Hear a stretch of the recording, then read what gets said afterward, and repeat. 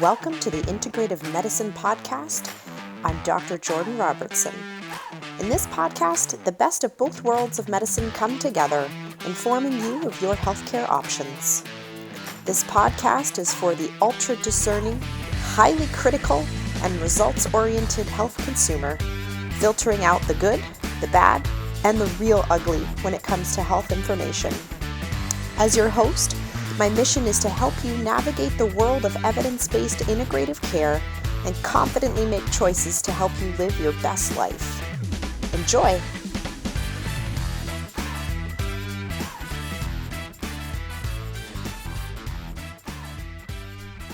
Welcome to the 19th episode of the Integrative Medicine Podcast. I'm your host, Dr. Jordan Robertson. Today we have a very interesting topic to discuss, and I have a special guest who joined me on today's episode, Adam Livingston. He's a pharmacist in Ottawa, Ontario, Canada, and has a special interest in the use of cannabis for what's called deprescribing, meaning helping patients decrease their reliance on medications that potentially have more side effects or more risk. Cannabis is showing a potential role for helping patients transition away from medications used for sleep, used for anxiety, and used for pain, which commonly the drug classes we're using to treat those conditions have a very high dependence rate. And so we were obviously always looking for solutions that are going to help patients get the most out of their care and have the most coverage in their symptoms, but that don't increase risk of things like abuse and things like addiction and things like dependency. We speak quite a bit about some of the potential challenges of patients accessing good knowledge around cannabis prescribing for their conditions and give you some insight for how you can gain more knowledge and more expertise on your healthcare when it comes to prescribing or deprescribing with cannabis. Because cannabis is available, quote unquote, over the counter by some prescribed means and then some non-prescribed or recreational means, it's really important to be clear with your practitioners and your health team around your use of substances such as cannabis. This podcast episode is absolutely not intended to practice medicine on listeners, to encourage listeners to take their medication into their own hands. Many of the medications that we're discussing in this episode actually do require a very well-managed and slow tapering process that includes involving the prescriber of those medications, whoever that is on your health team. The purpose I wanted to get out of having this conversation with Adam was to give listeners some insight that there are alternatives to perhaps the medications that are being given out for conditions such as anxiety, sleep, and pain, and to give listeners a look into other professions and professionals who have some expertise and insight that they can offer when their primary practicing doctor is unaware of or inexperienced with the use of cannabis or the concept of deprescribing. I hope you enjoy the episode. I really enjoyed having this conversation with Adam. He's a wealth of knowledge around this particular topic and is very passionate about patients getting the best possible care and decreasing the reliance on medications that perhaps would be better served with a combination of diet, lifestyle medicine, but also low risk interventions such as cannabis. I hope you enjoy the episode. Okay, so thanks so much for joining me on the show today, Adam. Oh, thanks for having me, Jordan. I'd love if you could just start by giving our audience a little bit of insight as to how you got to where you are in your career and what gave you such a special interest in looking at cannabis and how does a pharmacist, and we'll talk about sort of the roles and responsibility of pharmacy as far as it comes to cannabis prescribing. But can you just walk us through how you got to where you are now as far as your career and what your interest is in working with cannabis?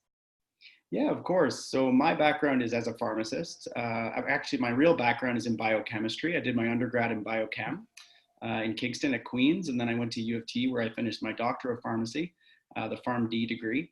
And then while I was going through pharmacy school, and even when I was younger doing my biochem degree, I started getting a little bit skeptical about, pharmaceuticals a little bit. Not that they can't be an awesome tool in the toolbox, but I started to see, like we have a real overprescribing issue, especially in North America. I think in the talk at the OAND that I think you attended, I did talk about how Canada and the US are sort of the biggest per capita prescription prescribers or prescription users in the world, sort of number one and number two. So we're like the most over medicated countries in the world, basically, bar none. And so, just as a pharmacy student, I worked in hospital, I worked in different pharmacies, I worked for Shoppers, Loblaws, I kind of went through all the community pharmacies, some which I liked, some which I disliked, but, a common theme was always this overprescribing. And, it puts you in a tricky spot as a pharmacist when you're having to dispense medications that you're not totally comfortable with, and you're talking to patients that you never really see them get better, but you're kind of giving them things like narcotics or benzos or drugs that we're not really supposed to be prescribing chronically, and you're seeing them be prescribed chronically. And a lot of pharmacists don't necessarily speak up, but I started speaking up, and I also started to just notice we need to start looking for alternatives. I might not have the big, beautiful, randomized controlled trial for some of these alternatives, but how much evidence for harm do you need before you start at least seeking them out? So really, my interest in deprescribing was just sort of natural as I was just a skeptical person. But then once I was a pharmacist, I started to realize, well, I'm in this position where I'm talking to patients all the time. Maybe I can, instead of playing a role in overprescribing, maybe I can use my drug knowledge for what I call deprescribing, or what everyone's calling deprescribing. Is how do you get people off of harmful medications? So really my background is as a deprescriber. I started trying to figure out ways to get people off of opioids and benzos and even digestive medications like PPIs. And then I started to realize the more I worked with, what I call the big three of medical cannabis, which are pain, anxiety, and sleep, I started to realize that, cannabis, if used safely, can actually be one of the best tools for deprescribing. So I had a deprescribing program going on. And then I started becoming interested in medical cannabis, and then the two kind of synced up and worked together. So deprescribing is really what got me into this. And then cannabis was sort of the best tool, has been the best tool in the last little while that I've worked with. So then now I'm working with medical cannabis, and anything new that comes up that seems to work for patients and is safe, I'm open to it. I'm also a magnesium guy. I'm a big proponent of magnesium for pain, anxiety, and sleep as well. So it was actually by being unbiased that I had to admit cannabis was a good tool. So that's how I kind of got into this. Yeah. And so what are North Americans being overprescribed for at this point? Or is it just like across the board?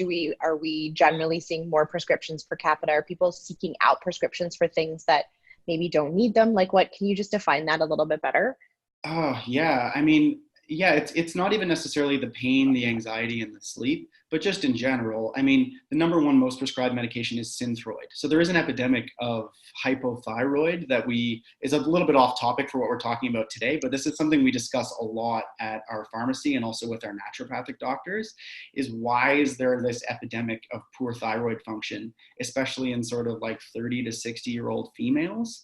That's sort of a different topic of thyroid and autoimmune conditions and things like that. But that's the number one. But then PPIs are huge, and they're a big problem, and people are on them from anything from, a tummy ache to mild GERD to Barrett's esophagus. So like a huge range. And the solution for all of those is PPI. So that's one of the big ones that I try to fight a lot. And we work with naturopaths. And I think you guys really own digestion in a lot of ways, and sort of the microbiome, which is a huge area. We actually just wrote a book with our owner, Kent McLeod, on the microbiome and the gut-brain connection. But PPIs are a group of drugs that we're very adamantly trying to help people come off of because they're super prescribed. So PPIs for sure. Even though so that's the proton pump inhibitors. Those are the drugs that people are using for like acid suppression, like Nexium, and right? Yeah. And now they have things like Nexium and Olex that are actually sold over the counter. So you don't even need a prescription for these, which we don't agree with, because they basically turn off stomach acid. You take, your stomach acid's normally like pH 1 to 2, which is really strong hydrochloric acid.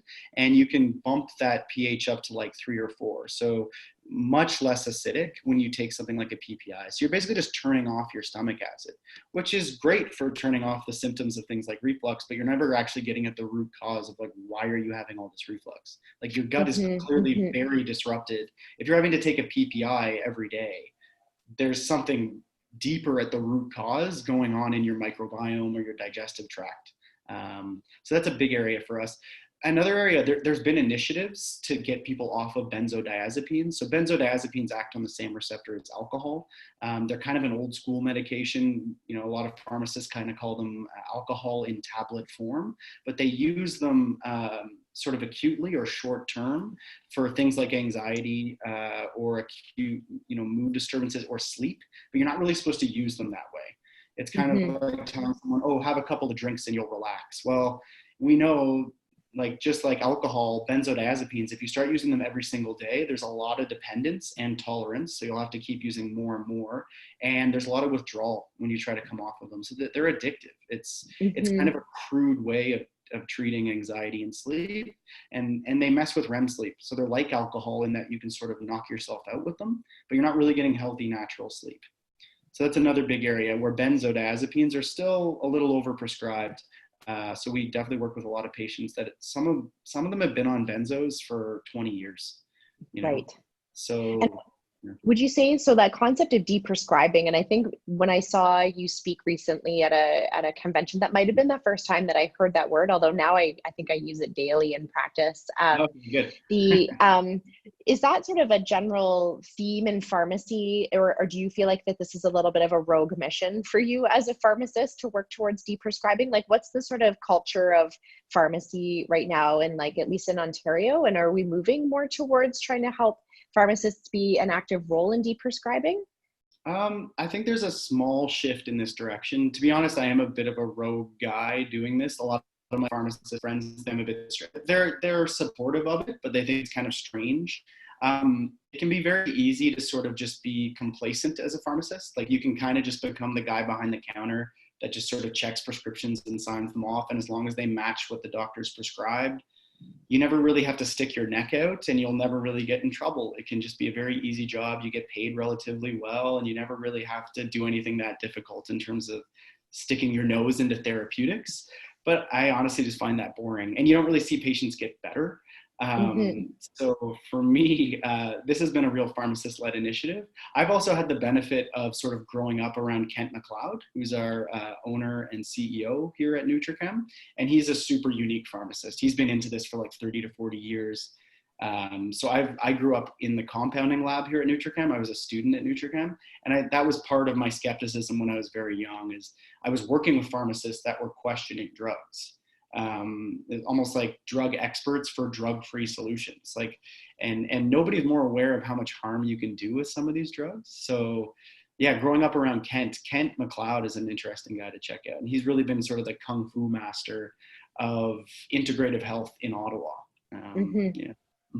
Amazing. Okay, so I want to move into talking a bit about cannabis. So I mean, when we've seen a lot of change, like even in the 10 years that I've been practicing, there's certainly been a lot of legislative change about cannabis and accessibility and the legality of it. I don't know if there's been, and I use the word romanticism to talk about cannabis, because certainly that's one of the areas where we, you know, I think we're willing to sort of bend the evidence a little bit as patients and as consumers about cannabis, because we like the notion of cannabis. And what I mean by romanticism is that, and I'm sure as a listener, you've seen, you know, many, many claims that cannabis can do all sorts of wonderful things, whether it's treating cancer or improving pain or treating inflammation or joint pain. And now we've seen the emergence of all of these different cannabis-based products that are geared towards what I think are maybe some slightly unfounded or underproven health claims. Can you just walk us through sort of what at this point, I mean, and maybe we'll start with like the accessibility of cannabis and how that's changed. Because even when I listened to your talk, I wasn't, and it's not inside my scope of practice as a naturopathic doctor to prescribe cannabis. How do patients get cannabis at this point? And what are we prescribing it for? And are those the right things to prescribe it for? Yeah, so right now it has to be prescribed by a medical doctor or a nurse practitioner with like a restricted prescribing license. And they actually have to do a special course to prescribe cannabis specifically. And then nurse practitioners always have to do like specific courses if they want to do narcotics, for example, or cannabis, for example, or hormones, for example. So we work with, I guess we would call her a full scope nurse practitioner for the most part. And she can prescribe medical cannabis. Yeah, naturopathic doctors cannot prescribe medical cannabis, but I do work with them a lot. It can be, I think that must be really frustrating as a naturopathic doctor because you guys work with so much plant-based medicine. Part of this program starting, or partly why I started this program, was because our own naturopathic doctors were struggling with this, and it's not in their scope. And you're not even, I know you guys aren't even really supposed to be talking to patients about this, or you guys can talk about recreational more than you can even talk about medical. I was always a little confused as to what you could and couldn't talk to patients about. It's a bit silly. But our naturopaths just started being like, okay, we won't have that conversation. It's not in our scope. If you want to talk about medical cannabis, go talk to Adam. And then I just take it from there. And then it's kind of grown and grown. And I typically work with our nurse practitioner that I mentioned, but now I've started working with more prescribers in the area that are interested. There's still few and far between. There's not a lot of prescribers that, again, they don't want to stick their neck out, right? It can always be easy to kind of just go with the system that's working. Sticking your neck out and doing something new can be tricky, but there are a couple of prescribers that are into this, and I've kind of taught them how to set this all up. Basically, the way it works is, yeah, once you have a prescriber that'll prescribe it, they have to actually be registered with a licensed producer, and then you never actually get a physical prescription. They just register the patient with a licensed producer. And then once that patient is registered, that's the quote prescription. And then all of the products are just shipped directly from the producer to the patient. So then it's just between the producer and the patient once all the registration has been put in place. So still a lot of red tape and not the easiest system. And it's not allowed to be dispensed from pharmacies. So if a patient, sorry, I just want to interrupt you. So medical doctors can prescribe it, and do they need to be sort of quote unquote cannabis literate in order for them to be able to prescribe, or they just need to be registered with a dispensing option? Like, how does that part I'm not quite clear on. As far as I know, they're free to, so like a nurse practitioner has to kind of get each part of their prescribing, I believe, regulated or trained. Whereas a medical doctor, I believe they can prescribe it. They just aren't aware that you can't just like cut a script like any other script. Like I've literally had doctors at walk-in clinics that have heard about me and they'll write a prescription like mango haze, 7%, 30 grams a month. And then they'll write it like a normal prescription on a prescription pad. When I'm like, no, it doesn't. And then I see this prescription coming in. I'm like, no, it doesn't work like that. You have to register with the producer. And then once the prescriber is actually registered with the producer, then they can start signing patients up under their license with the producer. But it's not like on a prescription pad. It's not an actual prescription. No. But again, so like in terms of training, there are a number of courses out there. The one that I recommend, I think it's like MD Briefcase or Advancing Practice, those courses. That's the one I took. And there's the one I would recommend is the full comprehensive course. So for me, it was like a 12-hour course, a multiple choice exam, and then patient cases. And you have to pass the exam to actually get you're a cannabis expert or you're a cannabis consultant. So yeah, so that allows you to be sort of a cannabis consultant. As far as I don't know if legally you would need it to work with cannabis. I know from my college by the end of this year, or it might be next year, all pharmacists have to have at least a course on cannabis because we are getting so many questions about it. Yep, that's a good idea. Yeah, which is great. But as far as I know, medical doctors, I don't think they have any restrictions on doing it. They just have to know how to do it with the producers, whereas nurse practitioners actually have to get a special part of their license to do it. Yeah. Okay. And we'll come back to at the end how patients can get better sort of access to consultation around cannabis, et cetera. What do you feel like? Sorry, you also mentioned what are the areas where it's actually sort of proven or established? Yeah, that's what I was about to go to. Like, so when, in your opinion, like as an evidence-based practitioner, like what are the areas that people should be seeking the possibility of a cannabis alternative for? Because I know that it's not curing everything, but in your opinion, what do you feel like we have the best evidence for? Yeah, so I agree with you when you say it's been sort of romanticized. It's kind of going through a panacea period or a panacea. I never know exactly how to pronounce that word. It's kind of going through this cure-all period where people think cannabis is going to cure everything, and once cannabis is legal, we're not going to have any health problems, and there's going to be no more use of pharmaceuticals. Or I've heard people say all kinds of kind of crazy, unfounded things about cannabis. One thing I would say is like medical cannabis, we've had it in Canada since 2002. So it has been actually in the drug guidelines since about 2002. Early on, it was mostly for certain types of epilepsy and seizure conditions. Chemotherapy-induced nausea and vomiting was one of the earliest. Spasticity because of multiple sclerosis. And those would be the main ones. Also cancer pain. Cancer pain, those were sort of the early, very sort of specific treatment areas where it was approved. The other one was like third or fourth line, basically considered last line for neuropathic pain because the evidence wasn't amazing. So that in terms of like each of those sort of specific conditions, that's where it's actually approved in the Canadian guidelines, in the Canadian like CPS, for example, therapeutic choices. Like if you look it up straight up in the pharmaceutical guidelines, for all of those, cannabis is in there. It is part of the prescribing algorithm. Where I think it's starting to totally blow up, and Health Canada has basically now said it's up to the practitioner's discretion. So you can use it in those like very set indications. But like I said in the talk you saw at the OAND, pain, anxiety, and sleep is where everyone is like, well, these are just exploding. And it's not necessarily because the evidence is overwhelming. I would actually say the evidence is currently like weak to maybe moderate. But the evidence for harm of the pharmaceuticals we are using in each of those areas is significant enough that it's like, okay, well, we have to look for other things because we can't give everyone with pain opioids or keep them on NSAIDs forever and tear up their digestive tract. We can't put everyone on with anxiety on an antidepressant forever, which don't have an amazing side effect profile, or benzos forever, for example. Or we can't put everyone with sleep issues or insomnia on, Zopiclone or Trazodone forever, because we know sleeping pills have a lot of problems associated with them.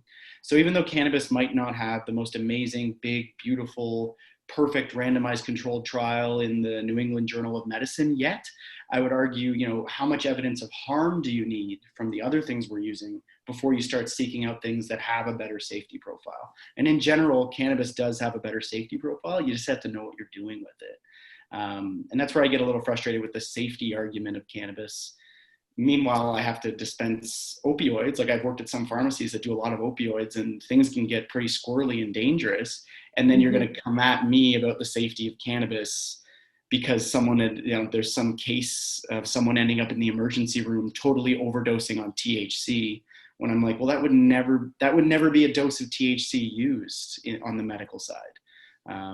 So yeah. Right. And that was something I found pretty fascinating from your talk as well. And I think when I hear from patients, because again, I'm not sort of licensed to have a lot of comment around what patients are doing with their cannabis, the patients are often using a combination of CBD and THC. And when you spoke about benefits, but also looking from like a risk profile, you're almost exclusively, or you are exclusively using CBD oil. Can you just elaborate on that a little bit?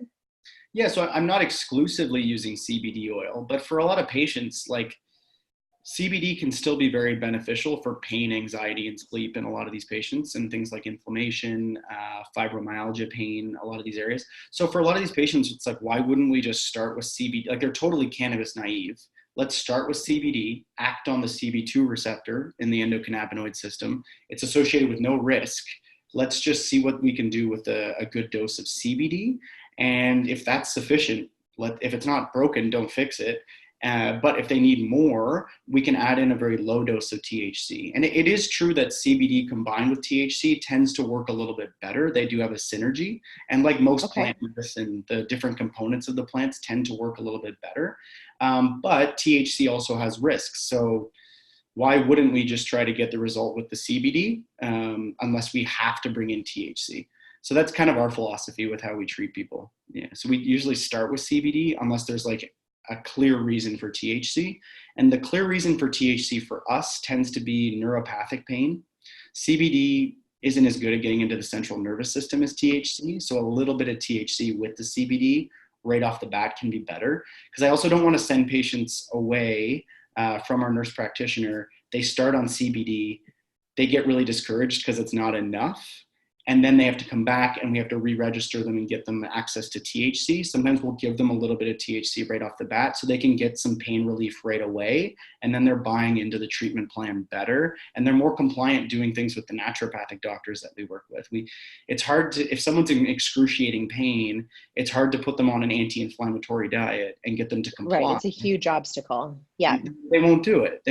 So you have to give them some pain relief right away. And then they're more compliant with a diet or exercises or stress management or sleep hygiene, right? Like often we're just using cannabis for symptom management. It's not necessarily getting at the root, but it's a lot safer for symptoms than some of these pharmaceuticals. Yeah. Okay. So in some of those claims, and I'm sure you've heard like, maybe even wackier ones than I have around patients chronically using CBD oil to try and, sort of treat their disease or to decrease inflammation. What have you seen in that regard, and how would you sort of direct patients to understand what they're reading about that? Because they're often reading these things online. Always be skeptical. You have to keep in mind there's a huge shift of money behind cannabis right now, which is kind of a double-edged sword with cannabis. So I'm actually glad there's money behind it with all these licensed producers getting into it, because that's going to bring the big randomized controlled trials. Like those big, beautiful randomized controlled trials that you see for pharmaceuticals, those can cost hundreds of millions to billions of dollars. Like, for example, to get things through a phase 3 clinical trial. So now that there's money behind cannabis, I think the quality of evidence is going to get a lot better. And if you even look at like clinicaltrials.gov or even some of the big clinical trials that are going on in Canada with some of the big producers, in the next 2 to 5 years, there's going to be a lot better studies on cannabis in randomized, double-blind, placebo-controlled trials with big N numbers, big statistical significance. Right now, the studies aren't amazing, but there are some studies like, CBD in rat studies or in vitro studies seems to have this effect on like apoptosis or cell death. It seems to kill off things like cancer cells. So people see that as a study. They don't look into it as like an actual well-designed clinical trial, but they'll see a report on, BBC.com or just a normal news network that says, CBD might have anti-cancer properties, and they don't actually look that it was done in rats, for example. Mm-hmm. Most of the public doesn't have like critical appraisal skills, so you can't expect that. But because there's been these studies in rats or in vitro, people take that as like, like cannabis can help. It cures cancer. Cures cancer, and I still talk to people. Yeah. It's probably the most outrageous one is cannabis cures cancer. Like, no, that's not true, and it can be really dangerous and upsetting for people if they believe that, and then maybe their prognosis gets worse. So like you have to be very careful. Mm-hmm. So yeah, that's probably the most outrageous claim is that cannabis cures cancer. It's like, no, cannabis seems to potentially have some anti-cancer properties, but that doesn't mean it's going to cure your cancer. Right. So the big areas that you're seeing, and especially from that like sort of deprescribing perspective, is around like anxiety, sleep, and pain management. That's when the risks of not having a ton of research is outweighing the risk of harm coming from the vast majority of medications that are being prescribed for those conditions. Yeah, that's what we've seen. And that's what a lot of people that work with cannabis are starting to use it in. Like we call it the big three because it's emerging. And I think it's only going to get bigger.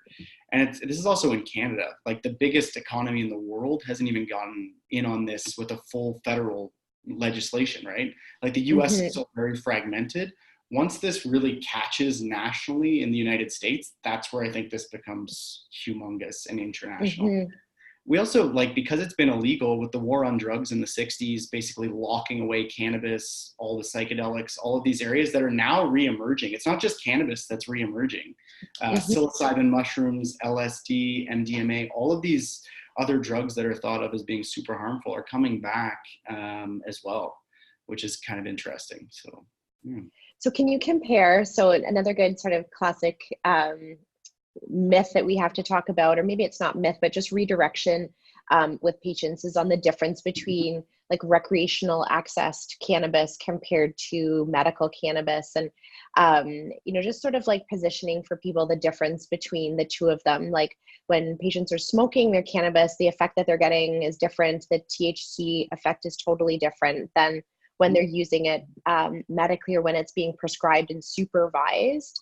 Can you just differentiate between those two things? I know that probably feels simple to you, but this is something we often have to educate patients on, the difference between what they want to, what they're going to feel when they do have smoked cannabis versus ingested cannabis, and how to sort of differentiate between those two. Sure. Like it depends which clinic you go to and which practitioner you see.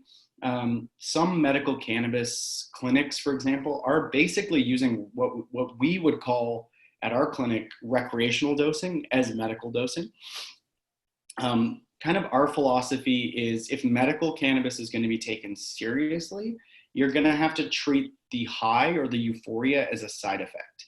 Otherwise, this whole area is never really going to be taken seriously, because there are a lot of people that are essentially recreational users that are self-medicating, but it gets really blurry.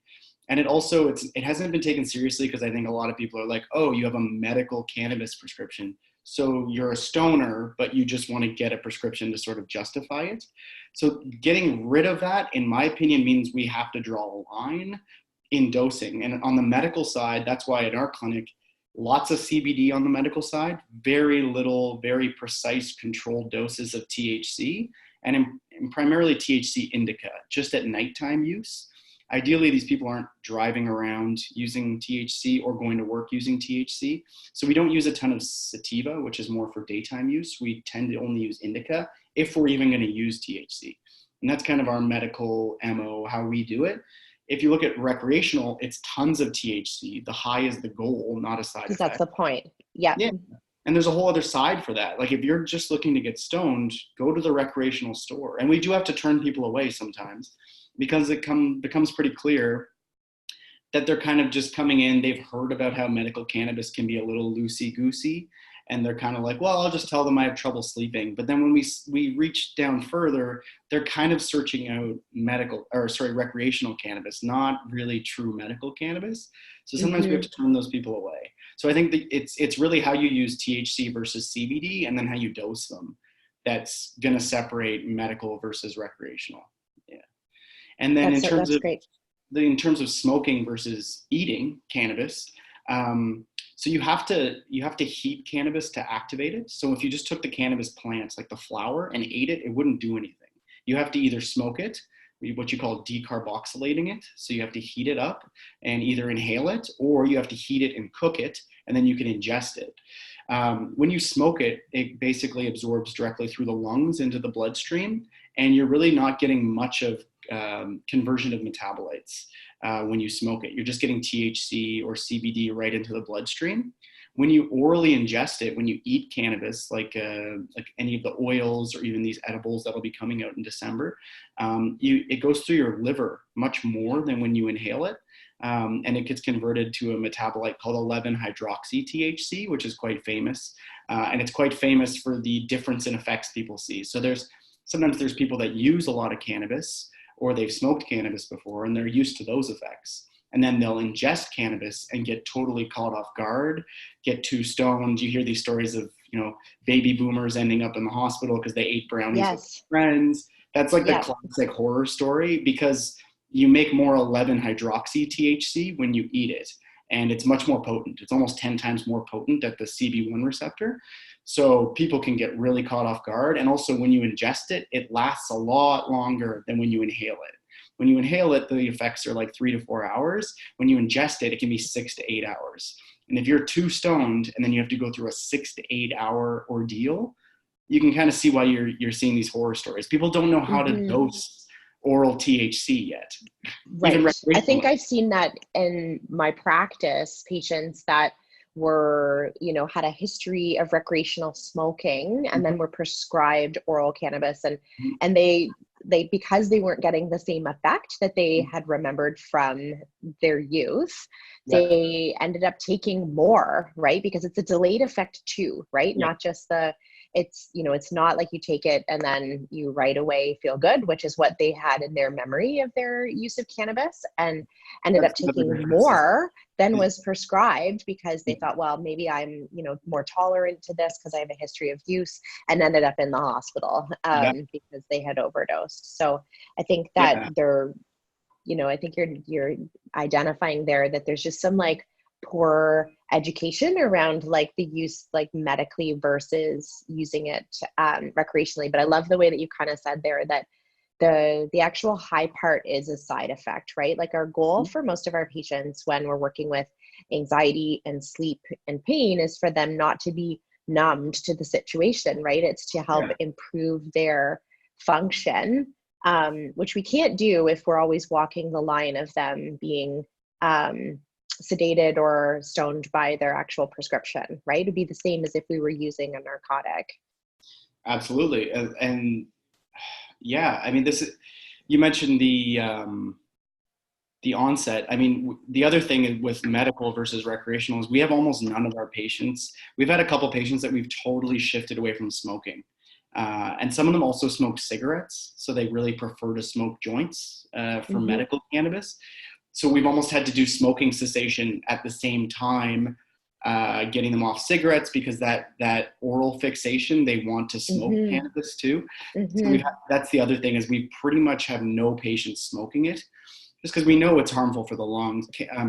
Cannabis seems less harmful than tobacco in terms of like carcinogenic properties, but it still contains tar. It still has some evidence that it could be carcinogenic, and it definitely can be irritating. And there's definitely like increased risk of respiratory infections if people are smoking it. And then I even move people away from vaping if I can, because we don't know what vaping's doing. Look at all the stuff that's coming out of vaping now with nicotine. It's kind of the same thing with cannabis as well. Unless people have like a really specific need for fast onset, that fast onset is the advantage of inhaling it. But we just don't know what it's doing to the lungs. So I kind of avoid it. And yeah, that is a disadvantage that you mentioned. When you ingest it, it takes longer to kick in, but it also lasts longer. You get more of like a steady state from it. You can also speed up the effect by taking it with fat or with food. It increases the absorption and increases the bioavailability. Yeah. So when I'm thinking about a listener listening, where we've kind of identified that, we've got some drug overprescribing, especially in areas where the drugs have like significant addiction potential, significant harm, and in a lot of cases, lack of effect too, right? It's not uncommon for us to see patients that are being treated for their insomnia, but their sleep still is not restorative and/or they still don't sleep well, even though they're taking trazodone. Opioids, like there's areas where we still see a lot of patients on opioids and maybe they have fibromyalgia pain where it's not even indicated. There's actually been a whole guideline of how like you should be taking fibromyalgia, which is a common chronic pain condition that we see a lot at our clinic, and they're on opioids. And how do you get that person off an opioid? And it's not even helping their pain. That's the thing. Right. Yeah. They still have breakthrough pain and they're on an addictive medication now. So someone listening that's sort of recognizing that there's maybe like an alternative way of them addressing some of the drug prescribing that's gone on, like from a deprescribing perspective, or maybe even people who have avoided medications and now have suffered with symptoms because they have fear of adding those medications into their health plan, which I don't blame them based on the side effects and addiction potential, but they don't know how to access, they don't know if their MD is cannabis literate. They don't know how to access, maybe they don't have a pain clinic. Unfortunate in where I practice, there's a couple of cannabis-based pain clinics. And so although I can't refer to them directly, they generally have been a relatively good source of knowledge for the MDs in the town that I practice in. How can patients access? So you offer a service that's different than other pharmacists, and that you do cannabis consultation. Can you just describe what that is and what kind of gap that's filling for people that are listening? Yeah, so even though there are these pain clinics where medical doctors work at, there are some amazing medical doctors that work with cannabis that are doing a great job at some of these clinics. They can be hard to access sometimes. Sometimes there's quite a waiting, like a bit of a waiting period to get into some of those clinics. Some of them are publicly funded as well, but I've heard it can take a very long time to register. To be honest, I just wanted this to be a pharmacist-led initiative. I wanted to work with cannabis in deprescribing. I was seeing so many patients walk through our pharmacy dispensary all the time that I was like, that person could probably benefit from just CBD, for example. So I started setting it up where basically they could come, they could talk to me. Initially, it was just for advice on how to dose cannabis for medical use and things like that. But then I started working with prescribers, and then I started working with our amazing nurse practitioner that did the training a few years ago and prescribes medical cannabis. So the way it basically works is, people can walk in. I do the initial consult and the initial intake with people. And prescribers often like that because I'm a pharmacist. So I screen for any drug interactions, any interactions with their medical conditions. Cannabis would be inadvisable beforehand. And then a whole full intake is sent to the prescriber. And then they can essentially make the ultimate call, but it gives it's almost like a two-step process. So I know a lot of people that sometimes they've gone to what we kind of call like a pot doctor, where they talk to them for 10, 15 minutes. Do you have pain, anxiety, sleep? Here you go. Here's your script. They don't hold their hand. They don't really tell them what to take. They say, oh, maybe try something that's a balanced CBD and THC. And then you're kind of on your own. We try to hold patients' hands a lot more. So that's why there's a full initial with me for almost an hour, where I just want to get to know you, get the full picture, get your history of medical conditions, all your medications, any allergies or sensitivities. And then basically we have your whole sort of medical history on hand. And then it's also just is this person a good candidate? Sometimes I get through the whole medical history and they might be a good candidate, but it's pretty clear that their intentions are to get recreational cannabis. And then we're not really comfortable sending them to a prescriber because the prescriber's, not going to be comfortable prescribing if they want big doses of THC, for example, like recreational. So a lot of these prescribers like having almost a screening, an initial screening, and then send me appropriate patients that are true medical patients. So that's basically how it works. It's pharmacist-led, and it's also, we basically flag people. Same way we do with other areas of deprescribing, like for PPIs, for example, antacid medications. If someone coming through our dispensary might be on an inappropriate PPI, we flag them and try to work on their digestion to help them come off of it possibly. And we try to work with their prescriber. The exact same thing with medical cannabis. We see someone coming through, maybe they're contemplating starting a pain medication, they're nervous about it, even their doctor's not totally sure what to do what to do with them. We can flag that patient. They can come in for the initial consult. It's not a guarantee that they're going to go forward with the medical cannabis, but sometimes the first hour with me is just about getting that initial intake and then just giving them education. A lot of these people are baby boomers. They're totally cannabis naive. They're actually really scared of cannabis. It might be their kid that sort of dragged them in to talk about cannabis, and they're worried that our goal is almost to get them stoned. So like I said, it's kind of being no, we work with medical cannabis. Our goal with true medical cannabis is to not get you stoned. That would be a side effect. So the way it basically works is the initials with me, and then we set them up with a prescriber that can actually prescribe if it's appropriate. Yeah. So it's meant to be more of a team-based program. Amazing. And I bet patients feel relatively safe sort of having that discussion at the level of the pharmacy. We talked about this a little bit before we started recording, that, even when patients are approaching me as their naturopathic doctor, occasionally there's not full disclosure necessarily around all the medications and supplements and recreational drug use that they have going on outside of my office. Yeah. My guess is being that sort of intermediate role and being able to talk to them pretty openly about their goals and their recreational use, you're probably getting a much sort of better relationship with those patients and can have a much more pragmatic discussion around what their use of, say, their benzodiazepines, maybe they've been prescribed to be used as needed, but the patient's taking them every day. I imagine that you sit in a much more neutral position with those people to be able to have really productive conversations with them. I think that's an advantage of being a pharmacist, really, is we're probably the most accessible healthcare provider. So you can just walk into a dispensary and speak with the pharmacist. So in a community pharmacy setting, people really like having this sort of central hub where they can come and talk to me, and I'm not going to scoff at them or judge them if they're yeah, I've been smoking weed all day. I'm not going to react. I'm purely just chemistry based. There's no judgment. I don't care. I'm really just interested in the safest chemistry. So I think people like that, and the accessibility of the pharmacist. Yeah. That's amazing.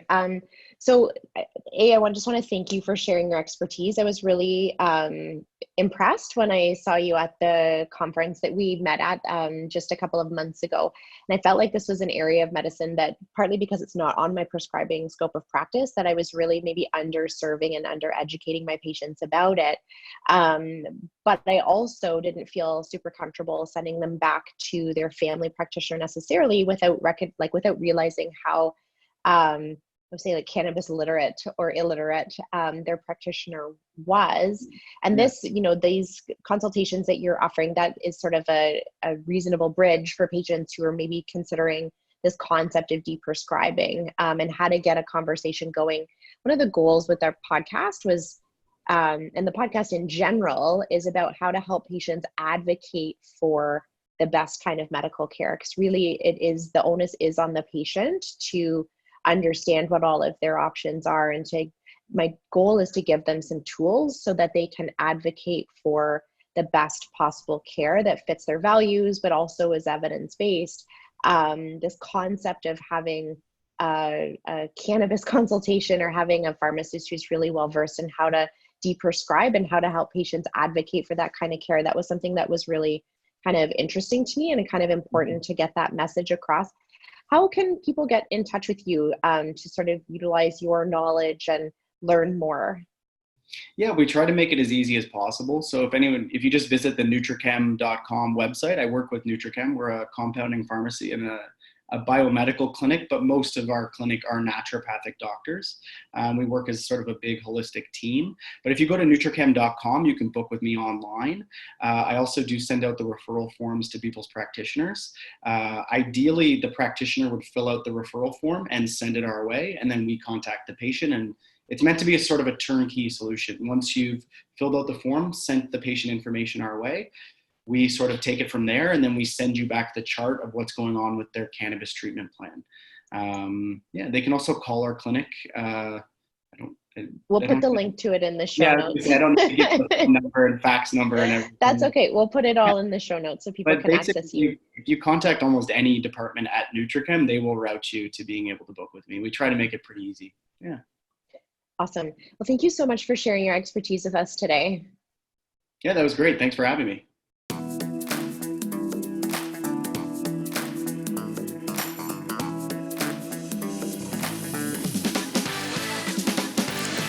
This concludes our episode of the Integrative Medicine Podcast. As I strive to bring you the tools and advice you need to make well-educated healthcare choices, I hope you listen along. Questions about the podcast or topic requests can be forwarded to our email at imedresearchhub@gmail.com. Remember to subscribe to receive updates on the latest episodes through iTunes, Stitcher, or Google Play.